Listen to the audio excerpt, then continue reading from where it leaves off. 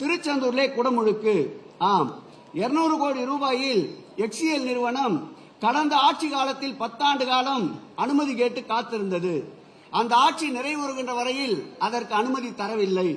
அந்த 200 கோடி ரூபாய்க்கு அனுமதி தந்து மேற்கொண்டு துறையின் சார்பில் ஒரு 200 கோடி ரூபாய்க்கு அனுமதி தந்து 400 கோடி ரூபாய் செலவில் தமிழகத்திலே மாத்திரமல்ல வட இந்தியாவிலே இருக்கின்ற திருக்கோயில்களில் முதன்மை வசதி படைத்த திருக்கோயிலாக மாற்ற உத்தரவிட்ட பெருமை நம்முடைய முதல்வர் அவர்களை சாரும்.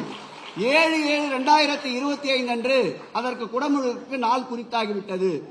ஒரு சில வழக்குகள் முதலில் பெஞ்சுக்கு போகும், அதன் பிறகு ஹைகோர்ட்டிலே இருக்கின்ற தலைமை நீதிபதிக்கு செல்லும், அதன் பிறகு உச்ச நீதிமன்ற நீதிபதிக்கு செல்லும்.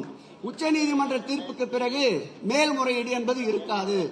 ஆனால் இந்த திருச்செந்தூர் திருக்கோயிலுடைய குடமுழுக்கு என்பது நடத்தக்கூடாது என்ற ஒரே காரணத்திற்காக மதுரை கிளையில் மாத்திரம் 3 தடவை 3 வெவ்வேறு காரணங்களுக்காக வழக்கு, 3 வழக்குகளும் தள்ளுபடி செய்யப்படுகின்றது. இறுதியாக ஒரு வழக்கு ஐவர் குழுவை வைத்து இந்த குடமுழுக்கு நிர்ணயித்த நேரத்தை மாற்ற வேண்டும் என்று ஒரு வழக்கு. அந்த ஐவர் குழுவையும் நியமிக்கிறது நீதிமன்றம். அந்த ஐவர் குழுவில் 4 பேர் ஏற்கனவே துறை நியமித்திருக்கின்ற 6 to 7 வரையில் நியமித்திருக்கின்ற முகூர்த்த நேரம் தான் பொருத்தமானது என்று தீர்ப்பளிக்கிறது. மீண்டும் அதற்கு மீண்டும் வழக்கு.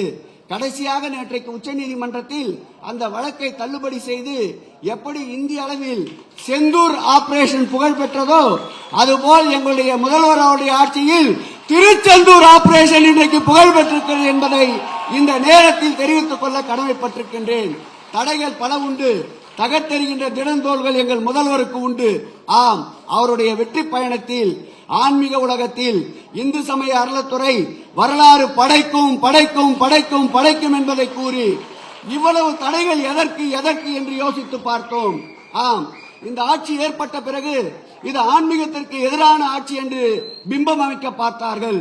இன்றைக்கு மாத்திரம் சொல்லுகிறேன், 41 திருக்கோயில்களில் இன்றைக்கு மாத்திரம் குடமுழுக்கு.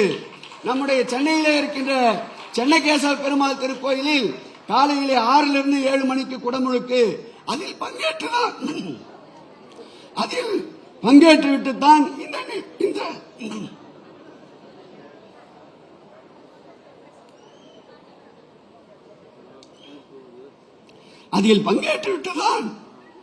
இந்த நிகழ்வுக்கு வருகை தந்திருக்கின்றோம்.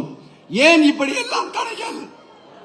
இந்த ஆட்சி ஆன்மீகத்துக்கு எதிரான ஆட்சி என்று நிலைநிறுத்தத்தான் இவ்வளவு படுகிறார்கள். என்னை பொறுத்தளவில் கடைசியாக ஒரு கூற்று, முருகனுடைய வேலும் முருகனுடைய அருளும் எங்கள் முதல்வர் கையில் இருப்பதால் எந்த தடைகள் வந்தாலும் தகர்த்தெறியப்படும். 2026 ஆண்டு என்னப்பன் முருகன் அருளால் மீண்டும் இந்த திராவிட மாடல் ஆட்சி தமிழகத்தில் நிலைபெறும் என்று கூடி திராவிட மாடல் நாயகன் என் உயிரின் மேலான அன்பு முதல்வர் அவர்களை வருக வருக வருக என்று வரவேற்கின்றேன். செய்திகளை உடனுக்குடனும் துல்லியமாகவும் தெரிந்து கொள்ள சப்ஸ்கிரைப் பண்ணுங்க.